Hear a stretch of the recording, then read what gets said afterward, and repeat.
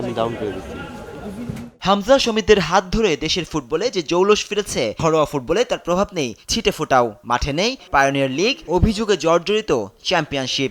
এতে অর্থনৈতিক সহ নানা সমস্যায় ভুগছে ঘরোয়া আসরের উপর নির্ভরশীল ফুটবলাররা। খেলোয়াড় ও সংগঠকদের স্বার্থ রক্ষায় আত্মপ্রকাশ করল বাংলাদেশ স্পোর্টস ক্লাব অ্যাসোসিয়েশন। ক্লাবগুলোর জন্য যে আজকে যে সংগঠনটা আজকে তৈরি হলো, এটা শুধু একটাই কারণ যে ক্লাবগুলোর স্বার্থ সংরক্ষণ করা এবং বাংলাদেশের ক্রীড়াঙ্গনকে যাতে সামনের দিকে এগিয়ে নিয়ে যাওয়া যায় সেটার জন্য সরকারকে সহযোগিতা করা এবং ক্লাবের অসংখ্য দর্শক যারা আছে তাদের জন্য অন্তত তাদের সামনে একটা বার্তা পৌঁছানো যে আমরা ক্লাবগুলোকে বাঁচিয়ে রাখতে চাই।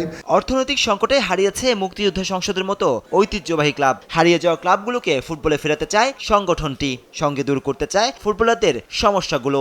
ফুটবল আমরা পেশাজীবী ফুটবল করেছি, কিন্তু সেটার জন্য ক্লাবগুলো কতটুকু প্রস্তুত? আজকে ঢাকার ফুটবল কেন হারিয়ে যাচ্ছে?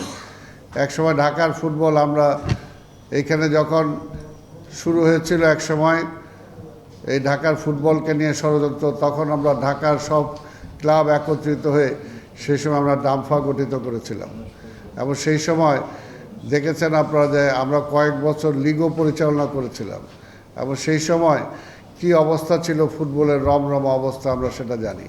আমাদের সেই ধরনের কোনো চিন্তা নাই। আমরা চাই যে ফুটবল ফেডারেশন আগে সেই ভূমিকা গ্রহণ করুক ঢাকার ফুটবলকে বাঁচিয়ে রাখার জন্য। ফুটবল নিয়ে কাজ শুরু করলেও সেখানে সীমাবদ্ধ থাকতে চায় না বাংলাদেশ স্পোর্টস ক্লাব অ্যাসোসিয়েশন। কাজ করতে চায় দেশের সব খেলোয়াড় ও সংগঠকদের স্বার্থ রক্ষায়।